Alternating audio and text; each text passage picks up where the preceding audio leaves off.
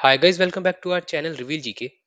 तो हम इस वीडियो में जो क्या कहते हैं, हमारी एनसीईआरटी की सीरीज चल रही है, उसमें क्लास 6 का जो थर्ड चैप्टर है मोशंस ऑफ अर्थ, उसके बारे में हम डिस्कस करेंगे। तो ये हमारे इस सीरीज का थर्ड चैप्टर है। हम इसी तरह जो हमारे 6 से लेकर 12th की जितनी भी एनसीईआरटी है ज्योग्राफी की, उसके सारे के सारे क्या कहते हैं चैप्टर्स कवर करेंगे, क्योंकि ज्योग्राफी से बहुत ही ज्यादा इंपॉर्टेंट और डीप में क्वेश्चन आते हैं हर एक एग्जाम में, ताकि आप वो सभी क्वेश्चन बहुत इजीली अटेम्प्ट कर पाओ। और साथ में हमारे जो चैनल पे एक एनसीईआरटी की सीरीज चल रही है साइंस की, आप वो भी जाके देख सकते हैं, क्योंकि साइंस का बहुत इंपॉर्टेंट रोल होता है आपके अलग अलग एग्जाम्स में। और साथ में हमारे जो मैथ्स की सीरीज है, उसके भी हमने कुछ वीडियो डाल चुके हैं, वो भी कंटिन्यू रहेगी। आप वो भी जाके देख सकते हैं। तो चलो फिर इस वीडियो में हम शुरू करते हैं मोशंस ऑफ अर्थ। तो सिंपली मोशन ऑफ अर्थ जो ये क्या बोलते हैं वर्ड है या ये सेंटेंस है, इसका मीनिंग क्या है?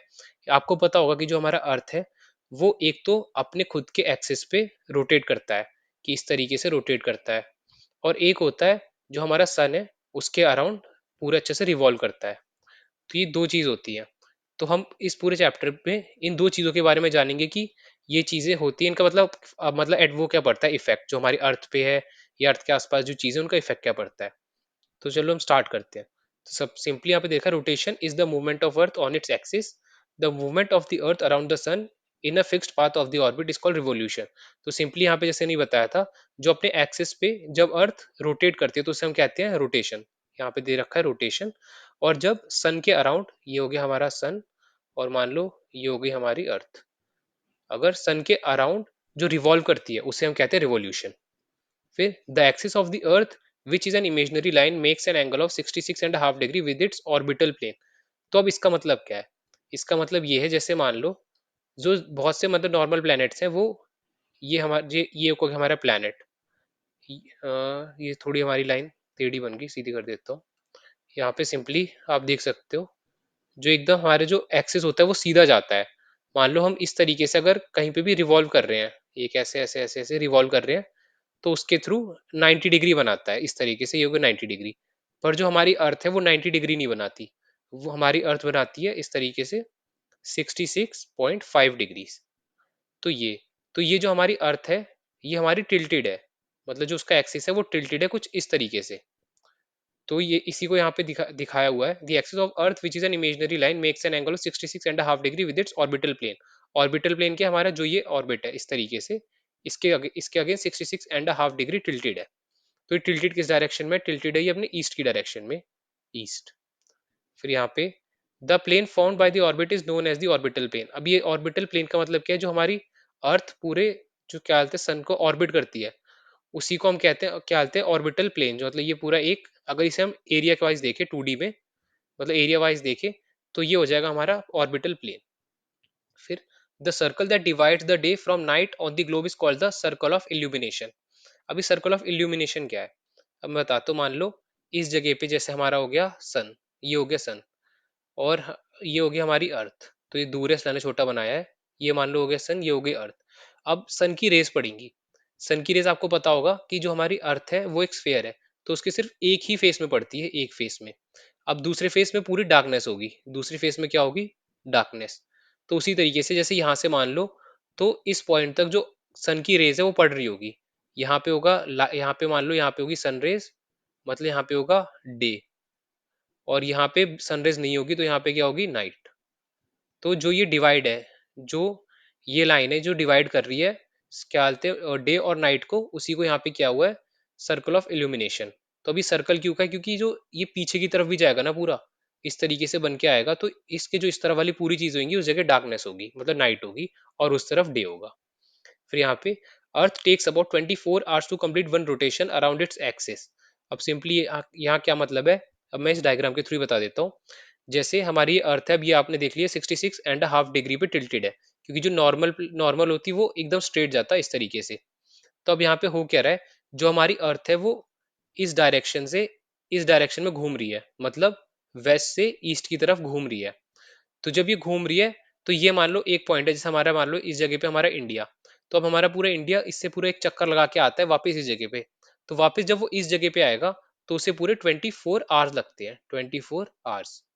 तो यही है यहाँ पे कि earth takes about 24 hours to complete one rotation. इसे एक पूरा रोटेशन कहते हैं, और एक पूरे रोटेशन करने में इसे लगता है 24 आवर्स। इसी को हम डिफाइन करते हैं एक अर्थ डे, मतलब 24 आवर्स को हम डिफाइन करते हैं अर्थ डे।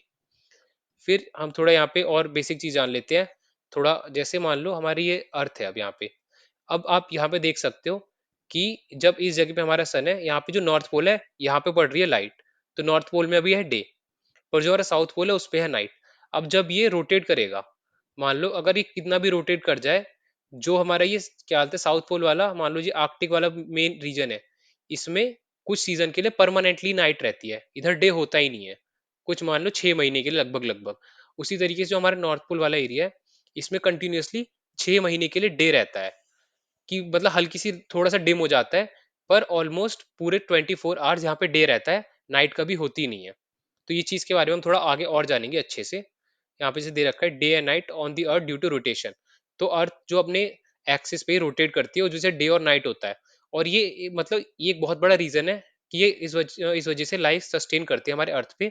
अगर मान लो हम बहुत मतलब या तो घूम ही नहीं रहे होते या बहुत ही स्लो घूम रहे थे मर्क्यूरी की तरह, तो मर्क्यूरी का मर्क्यूरी नहीं, वीनस की तरह, क्योंकि वीनस का आपको पता होगा ऑलमोस्ट 243 या 223 डेज कुछ ऐसे लेती है वो अपने एक्सिस पे रोटेट करने पे वीनस।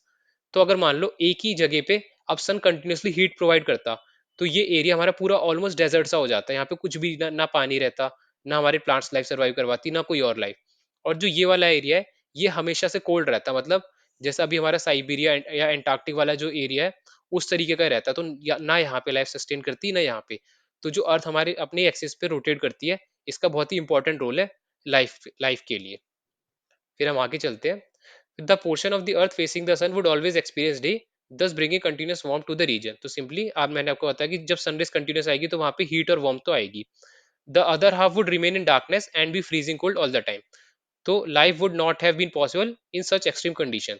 तो आप देख सकते हो यहाँ पे जैसे मैंने बताया, अगर हमेशा से डे या हमेशा से कहीं पे भी नाइट होती, तो उस जगह पे लाइफ होना ऑलमोस्ट इम्पॉसिबल हो जाता। फिर यहाँ पे the Indian ancient Indian astronomer Aryabhatta had stated that the earth is round and rotates on its own axis. तो मान लो जो मतलब बहुत बार ये कंट्रोवर्सी चलती है कि पहले किसने बोला था, तो वहां पे आर्यभट्टा जी का भी नाम आता है, कि आर्यभट्टा जी ने भी डिफाइन करा था कि अर्थ अपने एक्सिस पे भी रोटेट करती है, और सन के अराउंड वो यहाँ पे जैसे रिवॉल्व भी करती है।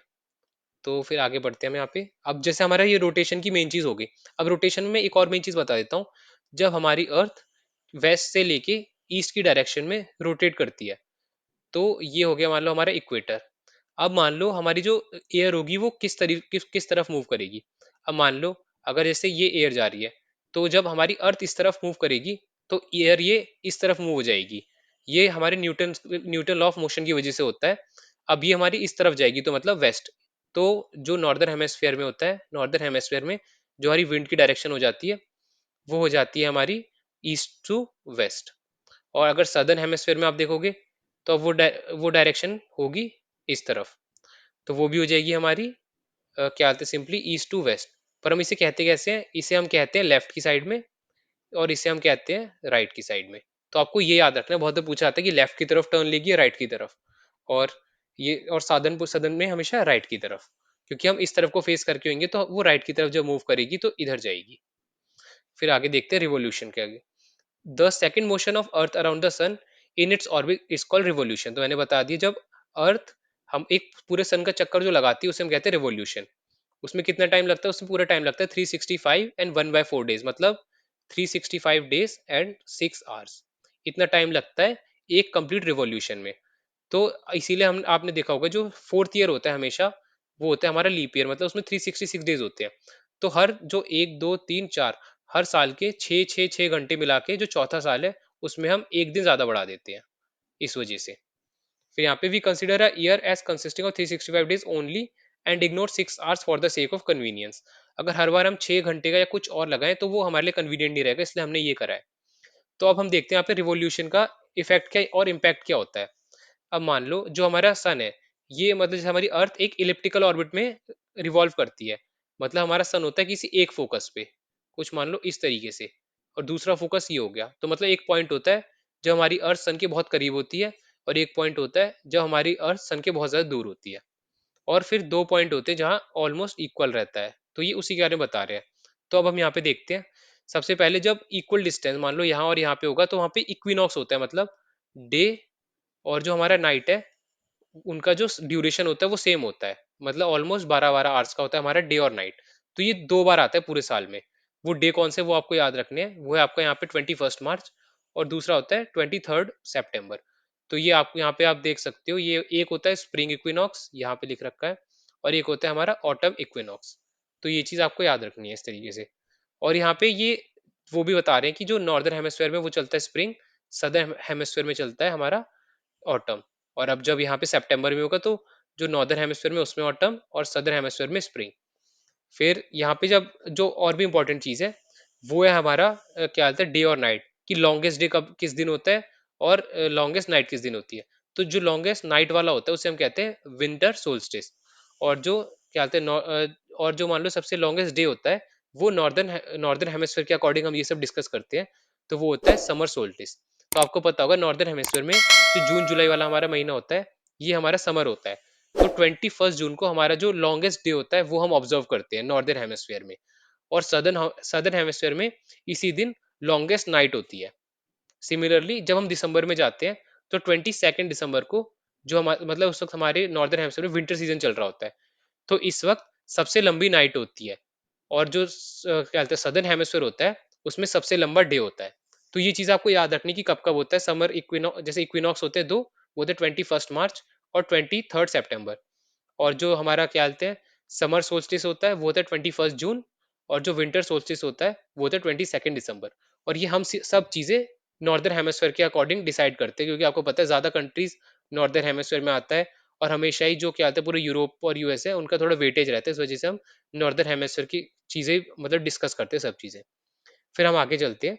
6 hours saved every year are added to make one day over a span of 4 year। तो सिंपली यहाँ पे वही बताया है कि जो 6 घंटे हर साल बच रहे हैं उसे हम एक ऐड कर देते हैं जो चौथा साल होता है उसमें। इसीलिए वहां पे 29 डेज हो जाते हैं फरवरी में 28 के बजाय, और वो हो जाता है हमारा leap year. It is clear that the earth is going around the sun in an elliptical orbit. तो जैसे आपको पता है कि जो हमारी हमारी अर्थ है वो सन के अराउंड एक सर्कुलर ऑर्बिट में नहीं जाती, पर वो हमेशा एक इलिप्टिकल ऑर्बिट बनाती है, कुछ इस तरीके से। तो यहाँ पे क्या होता है, यहाँ पे दो पॉइंट आते हैं। एक पॉइंट होता है जब हमारी अर्थ सन के सबसे करीब हो, और एक पॉइंट आता है जब सबसे दूर हो। तो जब सबसे पास होती है तो उसे हम कहते हैं पेरीहीलियन, और जब सबसे दूर होती है तो हम इसे कहते हैं एपीहीलियन। तो ये चीज भी आपको याद रखनी है कि किसे क्या कहते हैं, ये भी कभी कभार एग्जाम में आ सकता है। तो इसी तरीके से जब मान लो हमारा जो मून है वो जो हमारे अर्थ के अराउंड भी क्या बोलते हैं सर्कल, ऑलमोस्ट सर्कुलर ऑर्बिट, और वो भी थोड़ा बहुत इलिप्टिकल होता है, उसमें जब रोटेट करता है तो जो हमारे मून का एक ग्रेविटेशनल पुल होता है उसके वजह से क्या आते हैं टाइड्स। तो याद आपको याद रखनी, ये बहुत ही बार क्वेश्चन पूछा गया अलग अलग एग्जाम्स में कि टाइड्स किस वजह से होते हैं। तो सिंपली टाइड्स होते हैं हमारे जो मून की ग्रेविटेशनल पुल की वजह से। तो ये चीज आपको याद रखनी है। फिर यहाँ पे क्या दे रखा है, year usually divide into summer winter spring and autumn. तो सिंपली हम जो बेसिकली 4 पार्ट में एक ईयर को क्या बोलते हैं डिवाइड करते हैं, वो चीज यहाँ पे दे रखी है। और सीजन किस वजह से चेंज होते हैं, ये चीज बहुत ही ज्यादा इंपॉर्टेंट है। मैं चाहता हूँ आप ये चीज भी मार्क कर ले और याद रख ले। Season change due to change in the position of earth around the sun. तो जो मेन मेन क्या बोलते हैं रीजन है, जो क्या होता है जिस वजह से हमारे सीजन चेंज होते हैं, वो हमारा रोटेशन या विंड की वजह से नहीं होता। सबसे मेन रीजन होता है कि हमारी अर्थ है वो सन के अराउंड चक्कर काटती है। तो हम चलते हैं आगे, तो यहाँ पे सिंपली वही दे रखा है जैसे मैंने आपको बताया था। On 21 June the northern hemisphere tilts towards the sun, the rays of sun fall directly on the tropic of cancer. तो सिंपली जो 21 जून है उस दिन होता है क्या है, जो हमारा ट्रॉपिक ऑफ कैंसर है, मान लो ये हो गया इस तरीके से हमारे इक्वेटर, हमारी अर्थ की एक्सिस है ये। तो यहाँ पे जो हमारा होता है इस तरीके से जाता है जो हमारा ट्रॉपिक ऑफ कैंसर, और यहाँ पे मान लो इस तरफ से सन की रेज आ रही है। तो जो ये होता है एकदम इस पे डायरेक्टली सन की रेज आती है, बाकी जगह कम आती है, इस जगह सबसे ज्यादा आती है। इसीलिए 21 जून को जो हमारे नॉर्दर्न हेमिस्फीयर में होता है वो हमारा होता है लॉन्गेस्ट डे और शॉर्टेस्ट नाइट होती है। लॉन्गेस्ट डे होता है और शॉर्टेस्ट नाइट होती है। तो ये चीज आपको याद रखनी है, आपका जो डे है 21 जून ये आपको याद रखना है। सिमिलरली इसी वक्त 21 जून को अगर हम सदर हेमिस्फीयर में जाएंगे तो सदर हेमिस्फीयर में इसका उल्टा होगा, वहां पे क्या होगा लॉन्गेस्ट नाइट होगी और शॉर्टेस्ट डे होगा। तो ये चीज आपको याद रखनी है, इसे हम कहते हैं समर सोल्स्टिस। समर सोल्स्टिस इसलिए कहते हैं क्योंकि जो नॉर्दर्न हेमिस्फीयर है उसमें उस वक्त समर चल रहा होता है। तो यहाँ पे देखते हैं north pole incline toward the sun and the places beyond the arctic circle experience continuous day for about 6 month. तो सिंपली जैसे मैंने आपको बताया था इस पॉइंट पे जब हमारी अर्थ ऐसे है, तो जो ये हमारा ये वाला एरिया है, ये पूरा एरिया, इसमें हमेशा हमेशा पूरे 6 महीने के लिए डायरेक्टली सनरेज आती है। तो यहाँ पे हमेशा डे रहता है पूरे 6 महीने के लिए, और फिर अगले जो 6 महीने होते हैं उसमें कंटिन्यूसली नाइट रहती है। इसी सिमिलरली इसी तरीके से अगर जो अभी वाला महीना चल रहा है, वैसे आप देखोगे अब जो हमारा सदर्न हेमिस्फीयर है उसके जो आर्कटिक ओशन वाला एरिया है उसमें हमेशा नाइट रहेगी, और जो हमारा आर्कटिक सर्कल वाला एरिया है या आर्कटिक ओशन वाला है उसमें हमेशा 6 महीने के लिए डे रहेगा। फिर जैसे अभी बता दें 21 जून को होता है अपना लॉन्गेस्ट डे और शॉर्टेस्ट नाइट, इसे हम कहते हैं समर सोल्स्टिस। सिमिलरली 22 दिसंबर को होता है विंटर सोल्स्टिस, इसमें होता है नॉर्दर्न हेमिस्फीयर के अकॉर्डिंग हम अगर हम बात करते हैं तो सबसे शॉर्टेस्ट डे होता है यहाँ पे होता है शॉर्टेस्ट डे, और क्या होता है, और होते हैं लॉन्गेस्ट नाइट, लॉन्गेस्ट नाइट। तो ये दोनों दिन आपको याद रखने, 21 जून और 22 दिसंबर। फिर यहाँ पे जैसे आपको इक्विनॉक्स भी होता है, इक्विनॉक्स हमारे 2 बार होते हैं, जैसे यहाँ पे 21 मार्च को होता है, दूसरा होता है 23 सितंबर। इक्विनॉक्स क्या होता है, equal day and night, equal day and night. तो इन दोनों दिन जो डे आवर्स होते हैं और जो नाइट आवर्स होते हैं वो ऑलमोस्ट इक्वल होते हैं, फिर इसीलिए इसे इक्विनॉक्स कहते हैं। फिर on 23 September it is autumn season in the northern hemisphere and spring season in the southern hemisphere. तो अगर हम नॉर्दर्न हेमिस्फीयर के हिसाब से बात करें तो ये होता है हमारा ऑटम इक्विनॉक्स, जो 23 सितंबर को होता है। और अगर 21 मार्च को होगा वो हमारा क्या होगा, वो हमारा होगा स्प्रिंग इक्विनॉक्स। तो यहाँ पे वही चीज डिफाइन है, days and nights and changes in the seasons because of the rotation and revolution of the earth respectively. तो किस वजह से क्या चेंज होता है, जो डे और नाइट होते हैं वो होते हैं हमारे रोटेशन की वजह से, जो डे और नाइट आता है, और जो सीजन आते हैं वो हमारे सीजन आते हैं रिवोल्यूशन ऑफ अर्थ की वजह से। तो हम चलते हैं इसी से रिलेटेड कुछ क्वेश्चन करते हैं। What is the angle of inclination of the earth with its orbital plane. तो जैसे हमने डिसाइड किया था अभी पूरा अच्छे से पढ़ा है, वो है 66.5 डिग्री, जो हमारा ऑर्बिटल प्लेन है उससे हमारी अर्थ इंक्लाइंड है। फिर डिफाइन रोटेशन एंड रिवोल्यूशन। तो रोटेशन क्या होता है, रोटेशन जो अर्थ अपने एक्सिस पर रोटेट करती है फ्रॉम वेस्ट टू ईस्ट। इसीलिए जो हमारा मान लो हमारा जो ईस्टर्न एरिया है, जो अरुणाचल प्रदेश है, उसमें सबसे जल्दी डे होता है, और जरा वेस्टर्न एरिया है जैसे हमारा हो गया गुजरात वाला एरिया, उसमें 1 hour 45 minutes का डिले होता है। फिर रोटेशन रिवोल्यूशन क्या होता है, रिवोल्यूशन सिंपली जो हमारी अर्थ सन के अराउंड और एक इलिप्टिकल ऑर्बिट में चक्कर लगाती है उसे कहते हैं रिवोल्यूशन।